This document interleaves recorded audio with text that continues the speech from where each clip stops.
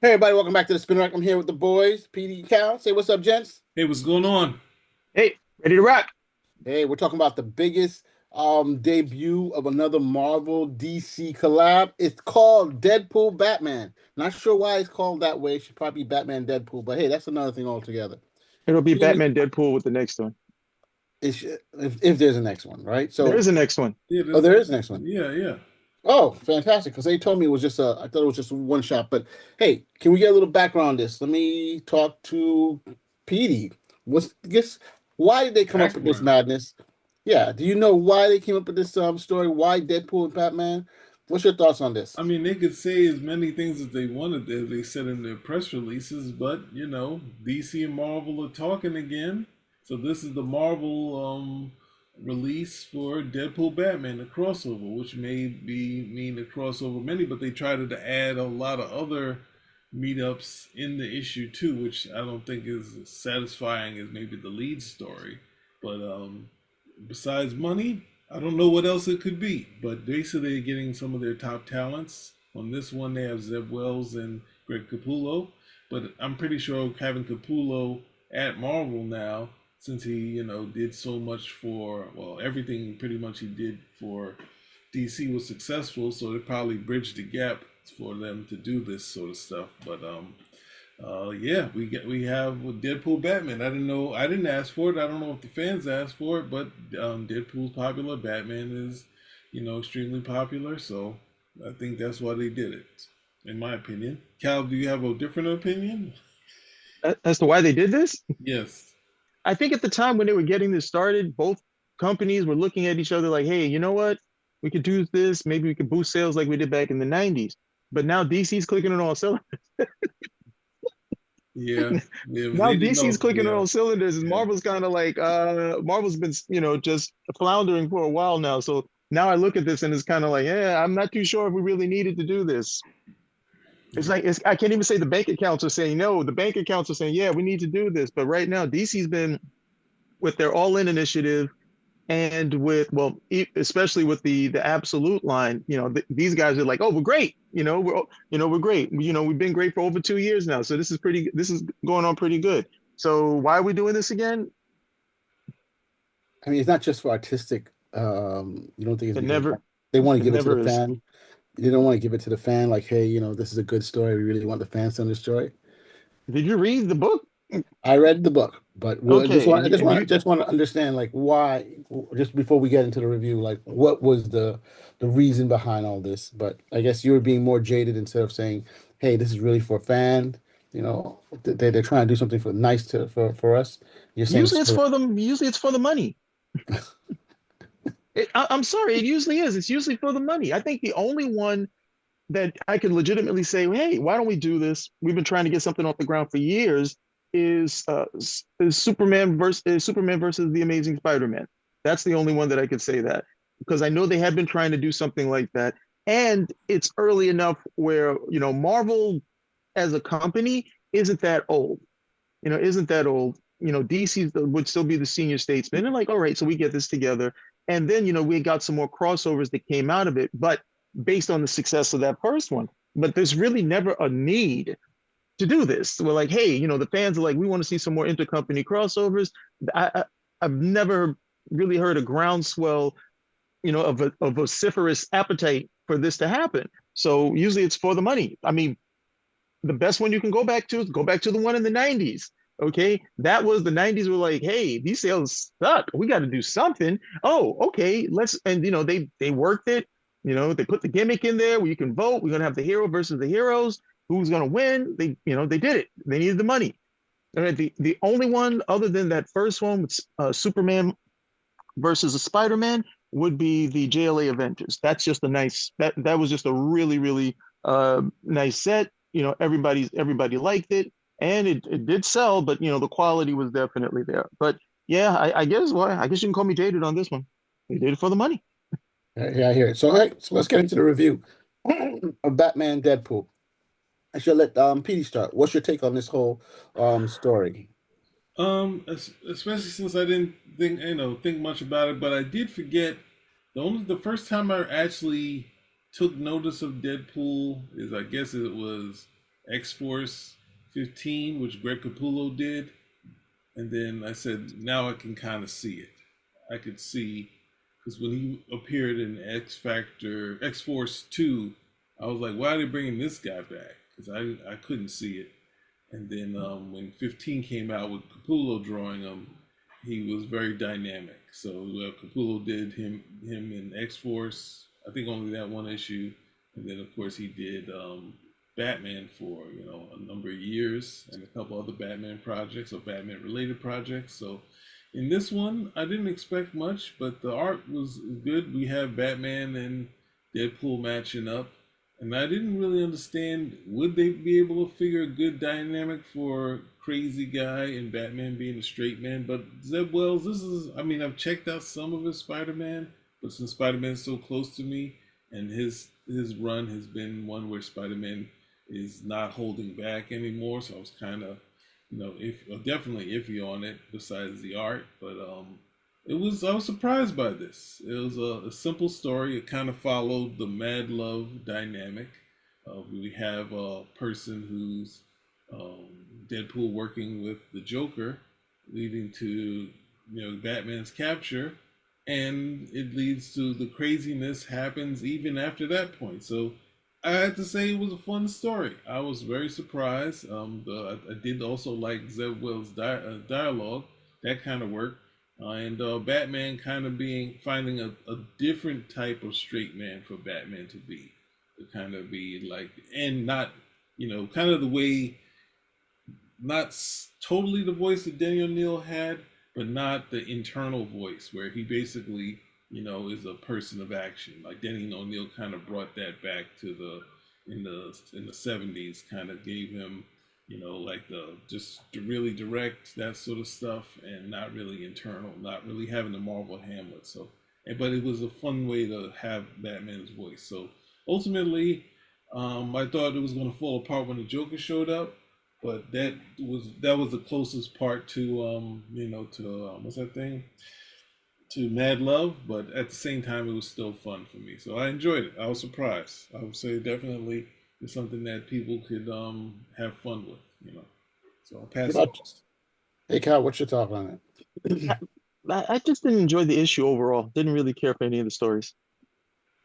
It's not Oh, wasn't bad, it was a serviceable story. I just, after I read it, I was like, what again, it's why is this being done? All the stuff that I, would ask with any story where it's not like really punching at the end of the day.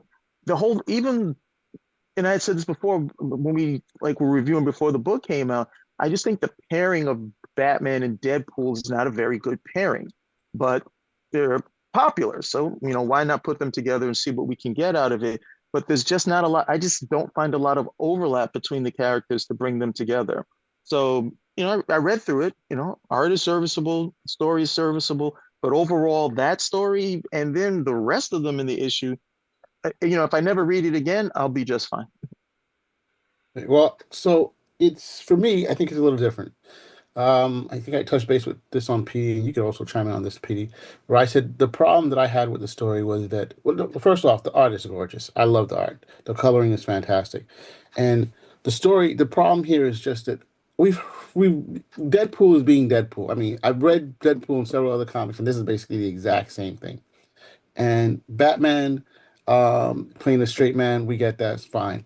The twist with the Joker was the biggest thing, and I like that. But the whole thing, like, oh, he's taking all the chemicals again to redo the Joker Venom, and he wants to go. To me, it's been played so many times, so it didn't feel very original, other than the twist that the Joker was behind it, and the Joker and Deadpool, don't get along. They get sick of each other after a while. I was like, okay, this is it. This is the whole thing. Just a joke that the Joker is got hired him and he came in. It just fell flat for me. It just wasn't a big and a spectacle. I liked, and I know you guys may disagree, but I liked the X-Men versus the X-Men and the Teen Titans. It that was a bigger, to me, a better spectacle, bringing these two worlds together. This one is just like, nah. And Deadpool, I know he's very popular, and there's some fans, I don't know how many fans, but probably a couple of fans have definitely said, hey, we need to do this. I don't know if this had to be done, this story. I found, and now I'm going to go into the anthology. I found some of the other stories at least more interesting and more intriguing, right? I thought the pairing of Daredevil and Green Arrow, I thought that could have been a story that could have been really more hashed out. I was more interested in that. I was more interested in the Batman Wolverine pairing, Could that have been better? I mean, it was just like 2 pages, no, 4 pages. And you're like, First wow. part three, right? Yeah, it was small. I'm like, wow, couldn't this have, what would happen? I like the art. I like the way they're going at each other. You know, Give me a little Well, bit more backstory. It wets my lips. The land, what is it? The dog Krypto versus, I don't even know where this shark came from. who But I Jeff read the up, Land Jeff the Land Shark? Yeah, he's popular. I didn't even know he was a Marvel character. So I was like, what the heck am I looking at? So I couldn't even get into that story. Um, the Captain America, Wonder Woman was so fast. I think I just closed my eyes and I was done. I just, it could have been so much better. It's just, I I don't. feel like I it's don't know like if it's a blah. true anthology though. I think they've had some other bits that they do, but they wanted to have little bits of stuff that we couldn't sell to the public unless you get the talent. Even if you get Greg Capullo to do Daredevil and Green Arrow. I just want to chime in that it's just No, obviously no, Batman Wolverine would be big, but some of the other ones they would just kind of give you tidbits. no, and I get it. I'm looking here at it. The Batman. I don't know if you guys can see it. The Batman.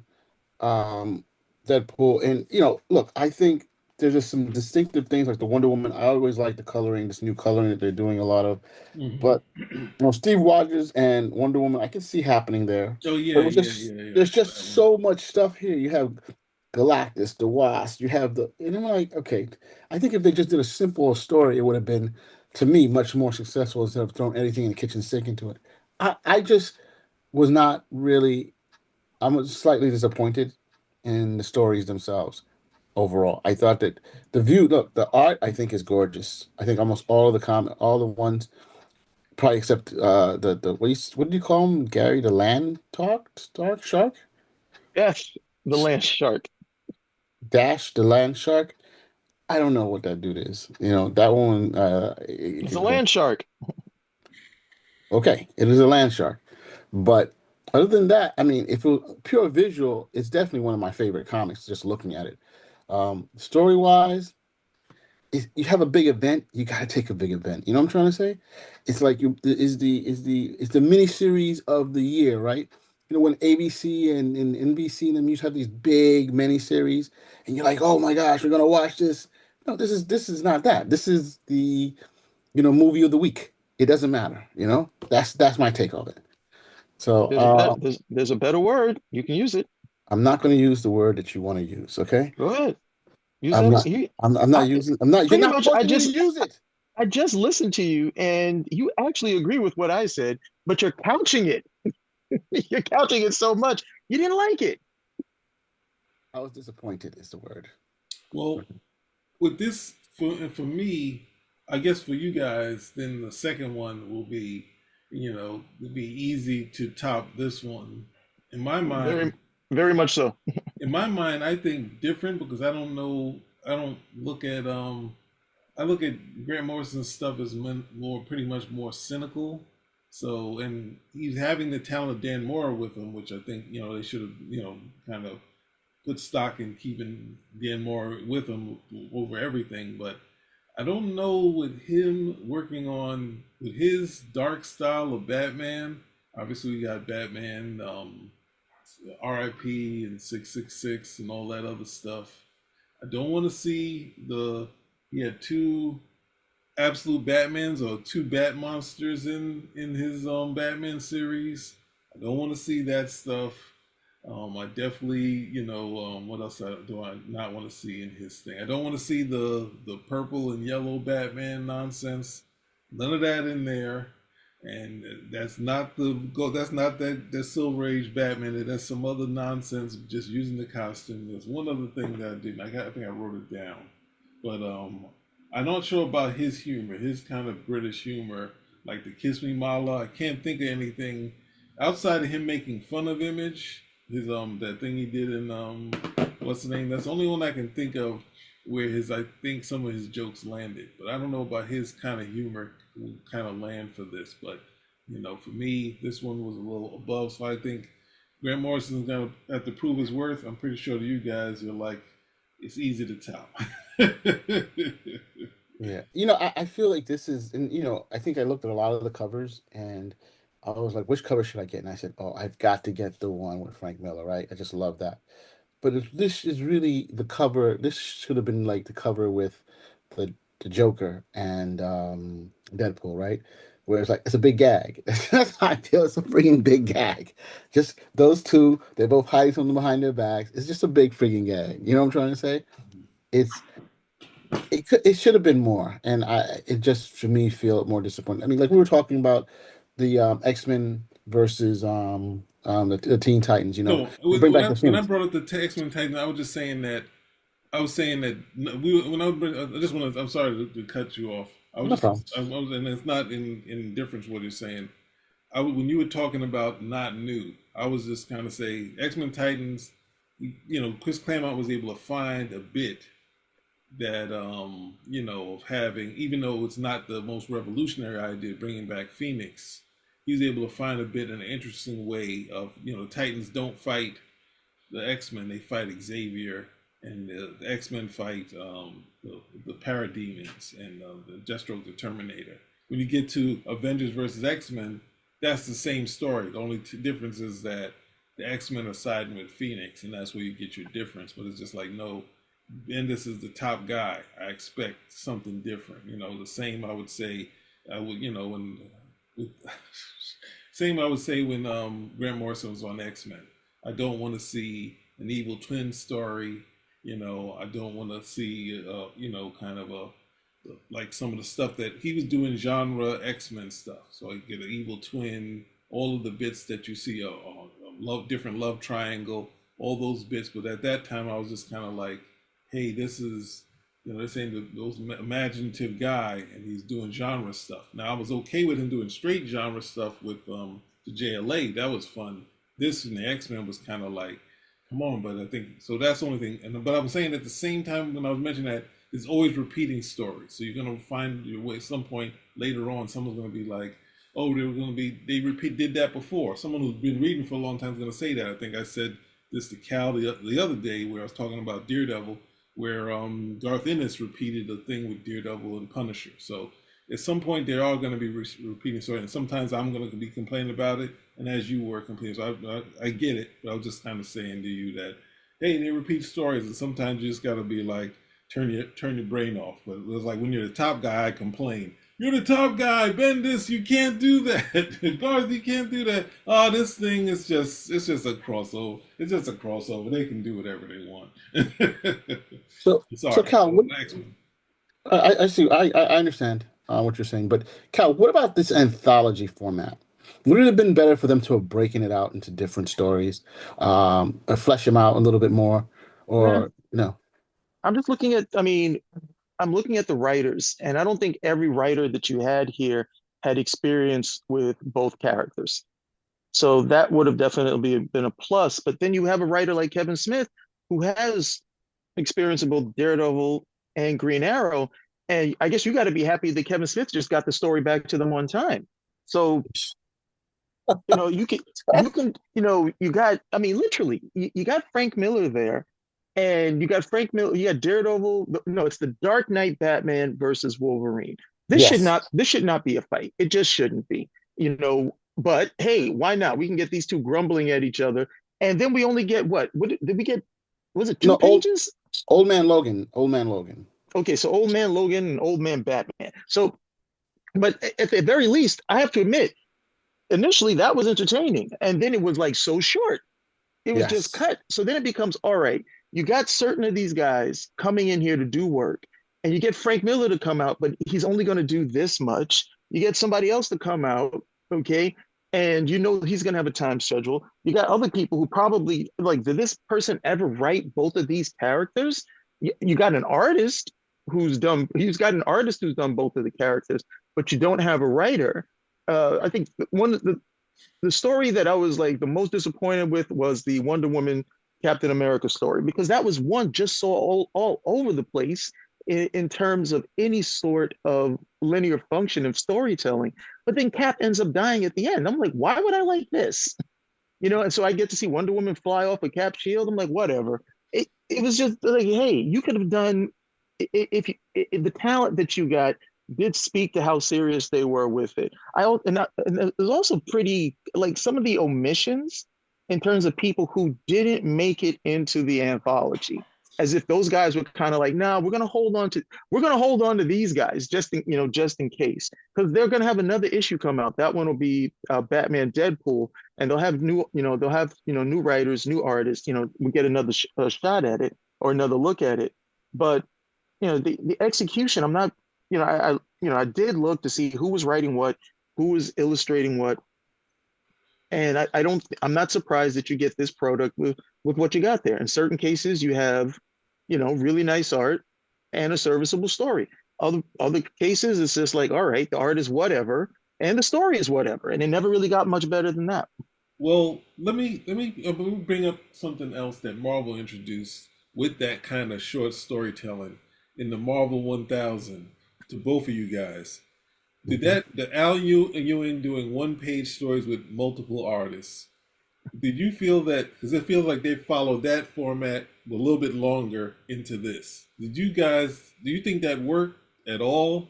Them doing Marvel it one, Marvel 1000? Marvel, Marvel 1000. Yeah. Yeah. Oh no, it didn't work. That was for the money. Yeah, yeah, exactly. I agree with you. I bought that. I opened it up. I looked through it and I closed it and I have never looked at it again. Yeah, I think it's a It's terrible never. format to do. I think I That never. was uh, they think And that. one. It didn't. It shouldn't have been done because there was no such thing as Marvel 1000. The whole idea is they saw Action Comics 1000. They were like, okay, well, can we do that? No, we don't have any. Like, whatever. If we add all that, we can call it Marvel 1000. It was strictly for the money. That was it. And then not only was it for the money, but the execution screamed, "This is for the money. Give us money." it had no theme. It was not that good. It really It, wasn't. it had a Um, theme. It no, I had a said it didn't theme. have it. What was the theme? This is for the money. Oh. No, I mean, whereas Action Comic 1000 made a lot more sense. It's a Superman comic, and it's really talking about Superman. Whereas this is like, hey, let's just throw everything in the kitchen sink.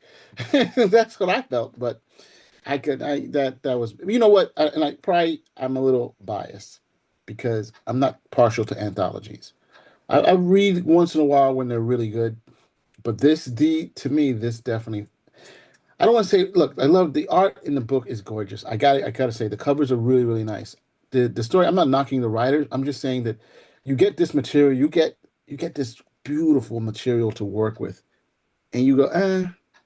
It could also be the politics between DC and Marvel, where oh, you can't do this, you can't do this. Is the only story once you put in. But That's it's like, always there. but it's like, That's always I'm not there. So one thing, Petey, what do you think about the whole anthology? Do you think they should have broken it up into individual comics? No, The covers. Sorry, the covers you see all these covers with all these different pairings. Were those all the potential stories, and the variant covers? I mean, there's tons of covers, no, or is I it don't. just they just put everybody in? I don't think. I think that Marvel and DC with the variants, it could be anything. It could be let's take a John Byrne commission, which has these two characters going against each other, and then we have it on there. Like they've used stuff that doesn't even relate to anything as a cover, So it's have stuff that that actually relates and stuff that I'm talking about in variants in general. So sometimes the variant I don't really always understand, especially when the variant's so far off from the story. If you're getting a specialty artist, yeah, I get it. You're doing that sort of cover, but sometimes there'll be a cover and have two people fighting and this, well, that's sort of the pairing like you're talking about. So, but it also teases for more, and a chance you might not get those things because that sort of thing. But yeah, I think the anthology format is a long form more so works for British stuff that for something that was ongoing. It was something from the past that really worked in the overseas. And I think Marvel and DC they used to do it when they used to do it, but they would do it'd be beginning, middle, and 8-page stories. They would have I think Charlton was one of the last that kept doing those sort of things, but there were less things in the public. So when I think Byrne had done it for the last Galactus story, like people were like, well, why am I? Even though the heavy metal was already out, the kids were like, why do I have to buy all this for these 6 pages? And but it was like it was ongoing. It's like no, this is what we're available to do at this time in this format. And who's that? Archie Goodman was promoting it. He was going to promote it to do the graphic novel version or the graphic novel of the Epic Illustrated sort of thing. So I think seeing how Epic Illustrated didn't make it, Marvel Comics Presents did well for the time. It was almost 200 issues. Action Comics, I think that weekly that went very quickly, and they went back to the regular Action Comics with Perez joining back. So they haven't been able to work anthologies since like House of Secrets or some of the stuff DC still had. So it's not a format that the kids are readily able to see in shorter stories, like 8-page stories, and in this case 3-page stories, that sort of thing. It's harder for people, but I thought they were just more like teasers, so something, but I don't think it's something that you would try to do. And I think Marvel with their 1000 kind of did it in the worst way, So, and if you want to do 1-pagers, it's like reading the news strip, right? You read a news strip doing 1-page sort of things. You read the ones that you like. Oh, I watched this one, but it's through succession. It's not through one issue, in my opinion. Dark Horse Presents another one that went on forever, which was pretty good. But Yeah, Dark Horse wasn't bad. But you had to pick and choose. I wasn't a regular on it. I would come back. Oh, here's Arthur Adams. Frank Miller's doing this. John Byrne is doing this one. Oh, Arthur Adams is back again. Oh, Mike Mignola's doing 4 parts here. So I have a bunch of them here, but I don't know that I was a regular Dark Horse Presents. It depends on who's doing it, that sort of thing. So I agree with you with that, because I mean there were some that were, well, not the whole anthology, but there would be some stories that are like, wow, this is really not that bad, and they really should probably open it up and check it out. But I think the essence of what you're saying, if there's a teaser, tease me, and like this is something I want to see. Not saying like I take a bite and like, this thing is horrible, I never want to see it again. This is the dumbest pairing ever. So, guys, I want to talk to you about the very end. Hang on, just a sec. Was this? I know it's going to be 2. So who published this one? Did Marvel publish this one? Marvel did. That's why it's Deadpool first. Yeah. All right. So because DC still does anthologies, I mean, we call them annuals, but they're pretty much still anthologies, and they still release periodically. They'll have like one of these, like for I don't know. See, things I don't know if Marvel still does it, but they'll do something for like Halloween, and it'll be like an 80-page or 100-page giant, and you'll get maybe a 1-page story or 3-page and a longer story, 6, 7 stories within the book. So, they still do these, and I think the last one they did was, they spelled it out California, so it's supposed to be California Love. Yeah, I know, really bad, but that was the last one. But they have several stories in there, and I'm usually able to read that, but I'm usually taking away 3 or 4 good stories at the end of the day. And even if it's just within the umbrella of like, okay, these are going to be stories only about the Batman family, only about Superman family, who are pretty much the 2 guys who get it, or it's going to be Halloween, so everything's going to be, Halloween themed, some sort of spook story at the end of the day. But they've been executing this. They've been executing this for a while. So I will look to see if there's any difference when we get over to the one that DC publishes, to see if it's any different. If it's the same as this one, it'd just be like, okay, this was just this is just like one of these things where these guys were kind of just like, okay, let me just turn in a story and count the zeros on the check. The bottom line was, did you have a story to tell? Were you going to actually execute it? Because this didn't have, like Morris said, this wasn't cohesive. So you could have told any story that you liked with these 2 particular characters. Like, I mean, what did you guys think of the Daredevil Green Arrow story? I thought it could have been. I didn't think it was that bad. I thought it could have. Where was it going? We've had more. Those 2 characters interest me. You had, what was it, Vertigo? You had Um, I thought that story could have gone somewhere, but it was like it stopped. It didn't really go anywhere, Yeah, basically. yeah. I was just about to say the same thing. I thought that was one of the strongest stories in there for the first, for the first two-thirds. You get a very good understanding of Daredevil. You get a good understanding of Green Lantern. The internal monologue that they're giving also was pretty good. You got the hand in there.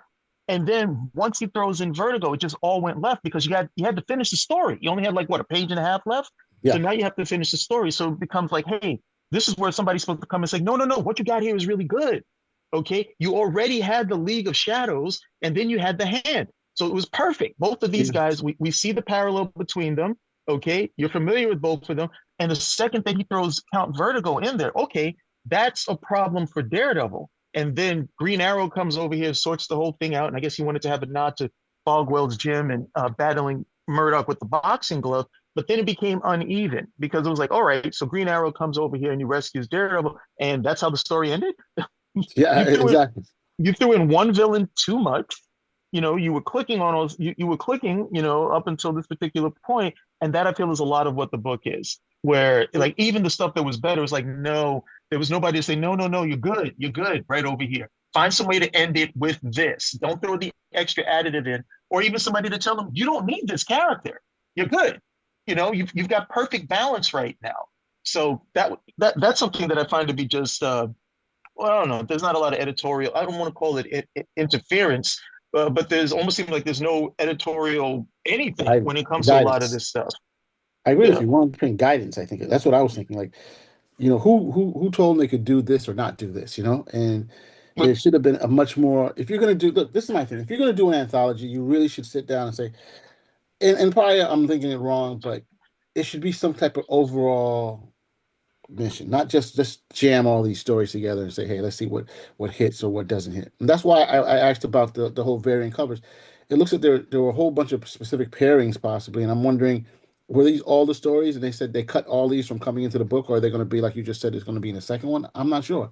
I mean, some of them are intriguing, but some of them I think are variant covers just because they'll make good covers. When you see Psylocke and Zatanna, I don't think they had any.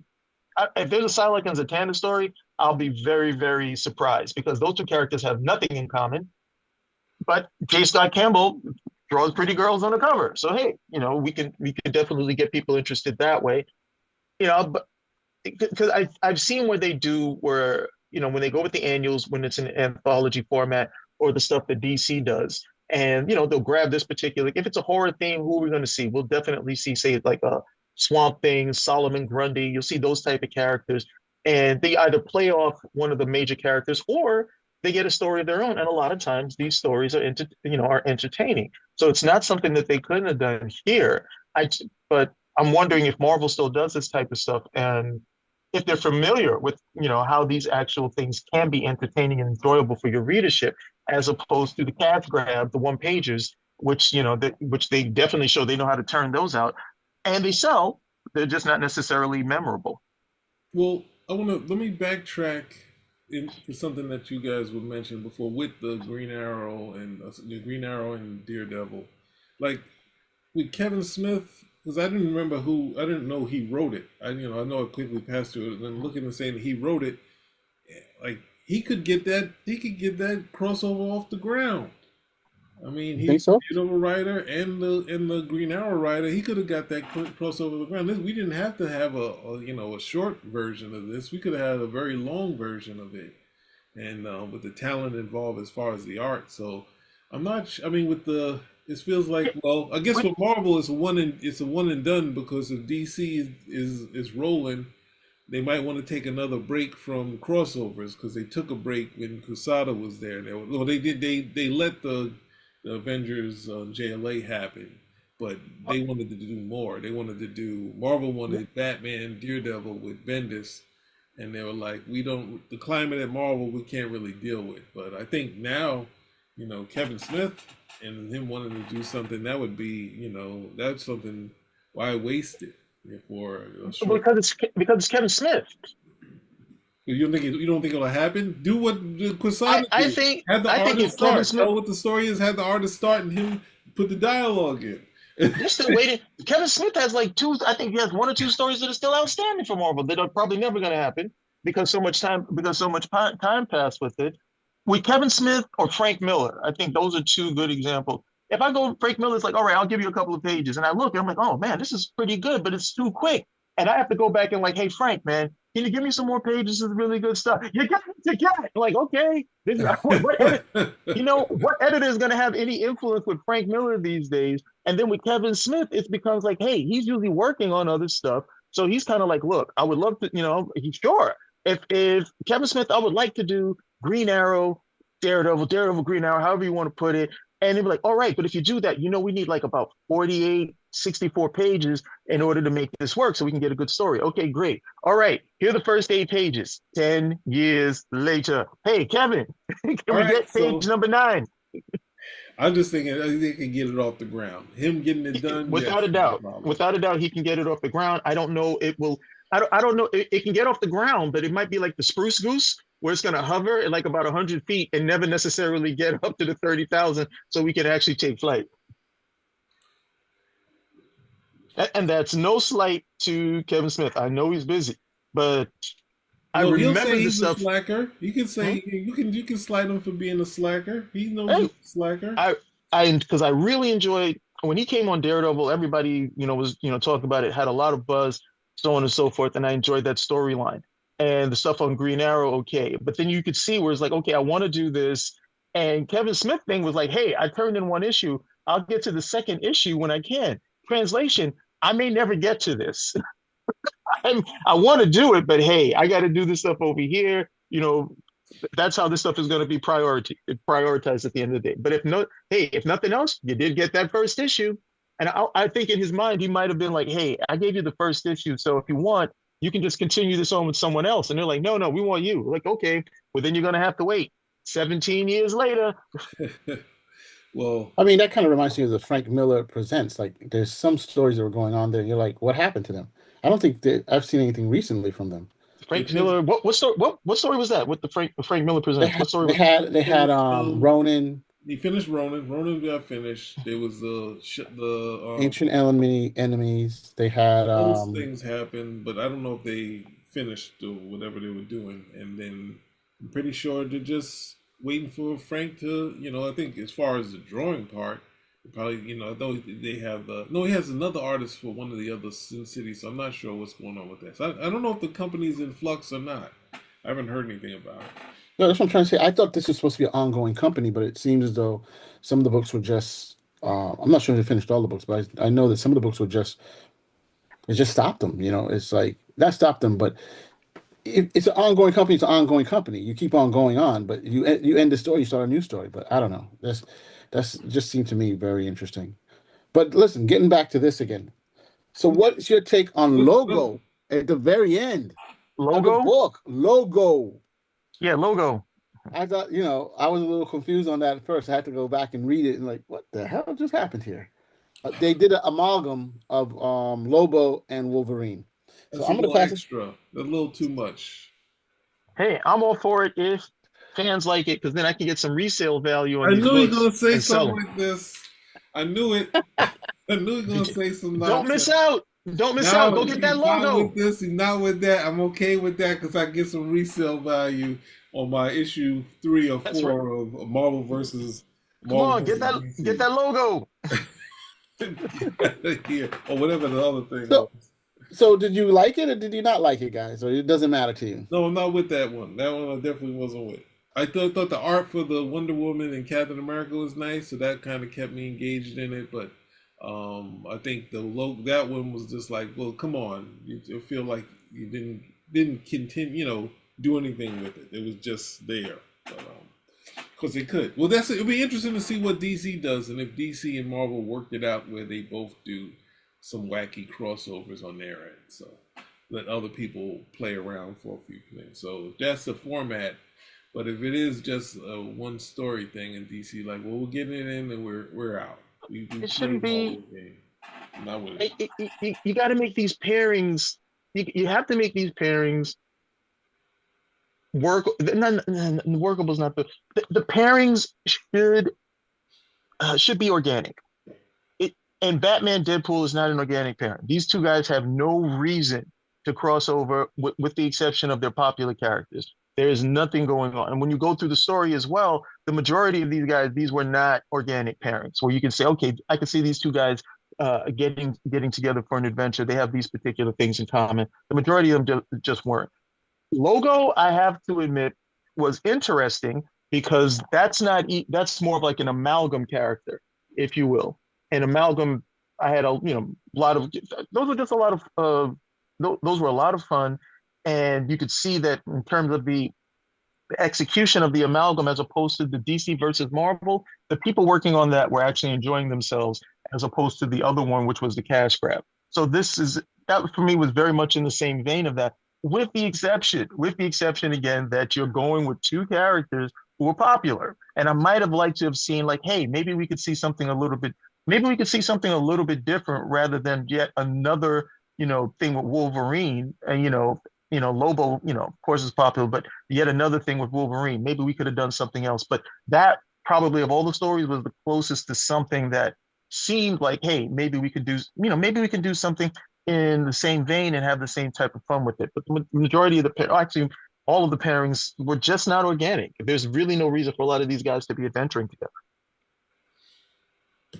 So one last thing, and sorry, almost you want to say Green something Lantern. No, I'm good. So here's a question, guys. Did it make sense to call the book Deadpool Batman when you have so many other stories involved? Why not just say what it is? DC Marvel anthology. Now you're throwing the selling part out altogether.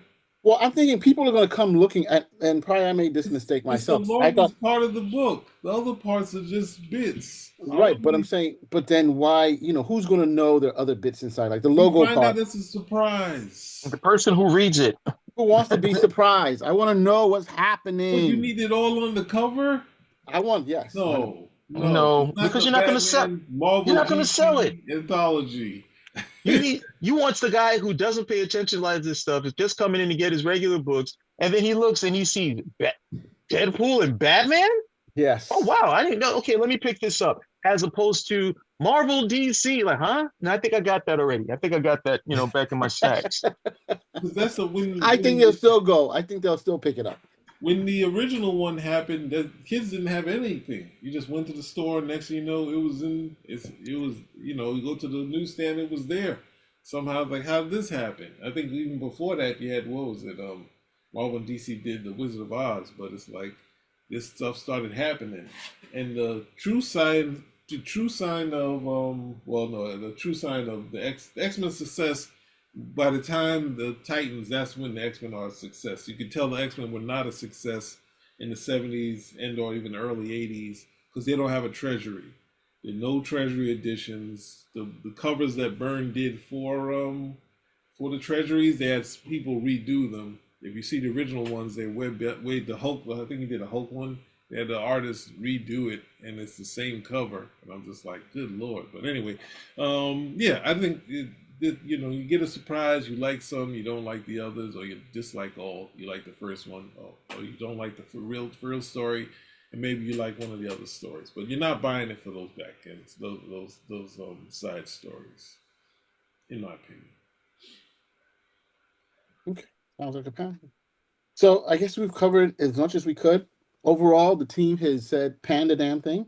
PD is a 2 to 3. It's two to PD being the odd man out. Yeah. We did love the art. So it's a pan. It's a pan, yes, but it's not. We all did it. It's not a complete pan. It's a pan, but not a frying pan. I don't know. The president thinks if you have 51%, you can do whatever you want. So I'm saying, since it's no. That's a majority, not even a majority, an overwhelming majority. So I can do whatever we did. No, we did enough politics on the last show. No, don't open the door. Thank you. All I'm saying is that this is overwhelmingly pan. Okay. So hey, if you like what you saw, if you want to comment, if you want to subscribe, thumbs up, spin a rack, or become a member. You can become a member. Spin a rack out.